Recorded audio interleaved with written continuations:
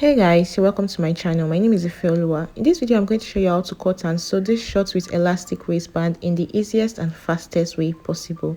Now this tutorial is also beginners friendly. If you have no idea on how to cut a short pants like this, then this video is for you. I'm going to teach you everything that you need to learn concerning it. Now if this is something you're interested in learning how to cut and sew, please stick around and watch this video to the end. If you're also coming across my channel for the first time, please do not forget to subscribe and also give this video a thumbs up so it can be visible to many more people, and do not hesitate to leave your questions and comments in the comment section.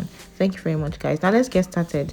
So these are the measurements needed for this tutorial. The length of the shorts, that is from your waist to wherever you want it to be. Then the hip circumference, the round measurement of your hip. The hip line, that is from the waist to the largest part of the hip. So that is like the hip depth. So this depends on how large your hips are. You can have 8, 9 or 10 inches. And then I have my thigh circumference. That is the largest part of the thigh, so that you won't have any, it won't be too tight on you. Now I'm going to start by drafting out the front pattern. You could actually draft this directly on your fabric, but I want this to be very clear. That's why I'm doing it on my pattern paper first. So from the top of the paper here, which is representing the waistline, I'm going to measure out the hip line measurement. So that is the hip depth measurement. I have 9 inches for mine. Then I'm going to measure out the crotch line. So to get the crotch line, I'm going to use my hip measurement divided by 4. So I have 44 inches divided by 4, which is 11. I'm going to mark that there, and then I'm going to mark out the length of the short. So I have 18 inches as the length. So I'm going to go ahead to do the same thing at the other side. Then I'll connect with a straight line.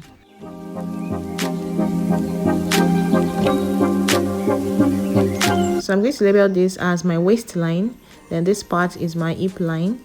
I have this part as my crotch line or my crotch depth.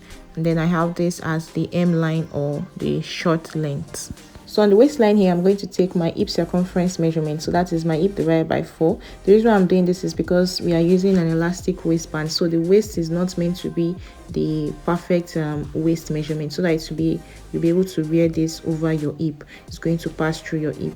Now on the crotch line, I'll do the same thing and measure out the hip measurement divided by 4. So I'm going to connect from the waistline down to the crotch line. Now if you want your shorts to be really free, you don't want it to be fitted around your hip area, add enough extra allowance here for the hips. So this line right here is called the center line. This is the center of the shorts. Now the next thing to do is to measure out the crotch extension. So that is for the front. We have different formulas for the front and the back. Now for the front crotch extension, I have my hip measurement divided by 20 inches. So that's where you can get a perfect crotch extension. So I have my hip as 44 divided by 20. Altogether I have 2.2 inches. So I'm just going to approximate this to 2.5 inches because I don't want this to be tight around the crotch at all. It's going to be a free short. So I'm going to measure out 2.5 inches. Now I'm going to use my French curve to connect into the center line. Now this is what I have for the crotch of the front pattern. Now the next thing is to fix in the thigh measurement here, and with the thigh measurement you make sure you are dividing by 2, not by 4. So you are dividing the thigh measurement by 2, and you can decide to use any measurements you want. It depends on how free you want your shorts to be. If you don't want it to be fitted around the thigh, you can add extra inches to it. So for me, this is just fine for mine. It's not too fitted and it is not too loose. So guys, this is just it for the front pattern of this pant, and I'm going to guide cut this out. I'll cut out what I have. I'll be using this front pattern to trace out the back pattern. Now for the back pattern, I've gotten another piece of pattern paper for it, and then I'll use this front pattern to trace out the back. But before doing that, I'm going to mark out 1 inch here. So this 1 inch here is just like it's for ease for the buttocks to be able to fit into. So this is just for ease at the back of the pattern of this short, so that the butts can sit well into the shorts. So taking this 1 inch is going to ease the back and it won't be too tight at the back. So after taking this 1 inch, I'll be able to fix my front pattern on it and cut out and draft out my back pattern. So I'll place the front pattern paper on the 1 inch here, and then I'm going to pin together. Now you remember I said the formula for the crotch of the front and back pattern are different. So what I'm going to do here is to extend the crotch line here. So I'm going to extend the crotch line here, and I'll fix in the back crotch line measurement. So for the back, I'll be using the hip measurements divided by 10. So hip measurement divided by 10, which is 44 inches divided by 10, I have 4.4 inches. So I'm going to use 4.5 inches altogether. I'm rounding it up to 4.5 inches. So starting from this line here, the original line on the front pattern paper, I'm going to measure out 4.5 inches, and then I'm going to curve it into this front pattern paper. So this is the crotch extension for the back pattern.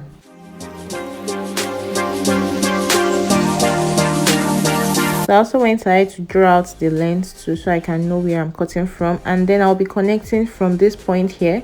This is my crotch extension for the back. I'll connect from that point into the hem line of the short. So this is what I have for the back pattern. Then I'm going to proceed to cut out what I have.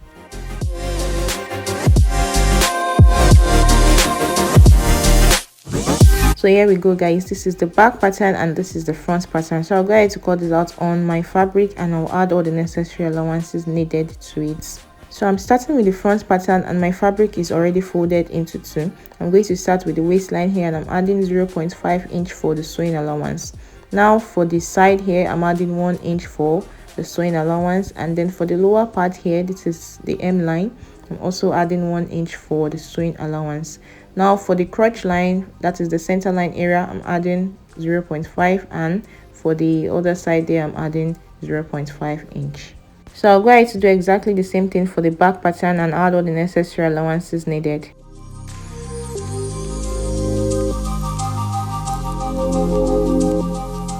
So this is what I have for the front and the back pattern on my fabric. So I'm going to start by joining the crotch area together. So this is the back pattern here. I'm going to join the crotch area with the 0.5 inch I used as the seam allowance. So I'll do the same thing for the front pattern and join the crotch area with the 0.5 I also used for the seam allowance. So guys, this is it after joining the crotch area. You can see how it looks like. And this is the front, this is the back, and this is the front right here. Now the next thing to do is to join the sides together. So the sides of the front and the back, I'm going to join them together using the 1 inch that I left as the seam allowance. So after joining the sides together, I'll then go ahead to hem the lower parts. Now guys, this is the result after joining the sides and then hemming the lower parts. Now this open part here, I'll also join them together. So in order to ensure that you have an accurate joining here, I'm going to first of all pin the mid points together. So I'm going to pin these points together, then I'll pin the ends together so that I can have something accurate. So I'll go ahead to join it using the 0.5 I also cut out as the seam allowance. So guys, this is what I have. You can see how it looks like, and then we are gradually coming to the end of this shorts. The next thing to do is just to fix in the band for the shorts using the elastic waistband method. So this is the elastic rubber I'm using. This is the wide one. So what I measured here is my waist measurement. I have 32 inches as my waist measurement. I measured out 22 inches instead. So I took away 10 inches because this rubber is very, very elastic. So I took away 10 inches and I made sure that this one that I have here is enough to come through my hip line area. Now there are different methods to fix the elastic rubber. Normally, if I wanted to fix it using this method I'm about to show you, I would have added about 1 inch extra allowance at the top here, so I'll be able to cover it up this way. So you can see what I'm doing. If you want to fix it this way, you make sure that you've already added an extra 1 inch at the top here, so you'll be able to cover it up this way. But this is not the method I want to use. I want to use another method. So I want to use this opportunity to show you this other method that I'll be using. Some people use it for ready to wear. You can, if you check some of your trousers, some of your pants, you see that this is what some people use. Now for this method, I'll be cutting out another piece of fabric to cover up the waistband, to cover up the elastic. So I'm going to measure out what I have here in total, and when I measured out for mine, I had 23 inches in total. So I added ½ inch extra for allowance. So when I'm sewing it into the crotch here, I'm going to have an extra allowance of ½ inch. So I have 23 inches all together. So I went ahead to cut the 23 inches on my fabric. Remember that I measured it out on fold, so you also cut out on fold. So this is cut out on fold. I have 23 inches and the half. The half is for the allowance, and then for the length I measured out 3 inches and the half. So this way, by the time I fold it, it will be enough for this elastic. So let me show you how to fix the elastic. So from this starting point here, I'm going to put in my elastic rubber, then I'll make sure to stitch that part very well. So I'll stitch that part very well so that by the time I'm dragging the elastic, it's not going to be loose, it won't come off. So I'll stitch that part first of all, and then I'll start sewing. So straight down like this, I'll sew, and you make sure that your needle is not touching the elastic. So you make sure that you're not sewing the elastic together with the fabric. So you just sew away from the elastic. When you get to the end of the elastic, you drag it out and you continue sewing until you get to the end. So you keep on dragging until you get to the end of your sewing. So when you get to the end, you also stitch the end part there so the elastic won't come off. So guys, this is what I have after stitching, and you can see how it looks like. Then I'm going to drag the band this way so that the elastic will be even on all sides. So I'll drag it this way like this, and then the next thing to do is to sew the middle part. So it's just to make the elastic stay well. So I'll drag it this way and sew the middle part. You make sure that you're dragging while sewing. So this is the result after sewing the middle part. You can see how it looks like. So I stitched the middle part all the way to the end while dragging it so that it's going to be even on all sides. Now guys, the last thing to do is to attach this band into the waist of the shorts. So what I'm going to do now is to open up one side here. So I'm going to open up one of the crotch area. I'm using the back. I'll open it up so that I can attach the band to the shorts. So I'm going to start the sewing from this starting point here, and while sewing you also make sure you are dragging this. You make sure that you're dragging it so that it's going to be equal to the amount of the waistband that we already cut out. It's going to be equal to the amount of what we have on the short itself. So you drag it while sewing until you get to the end, and you also stitch the end. So after getting to the end and stitching, I'm going to go ahead to cover up the crotch that I already opened up.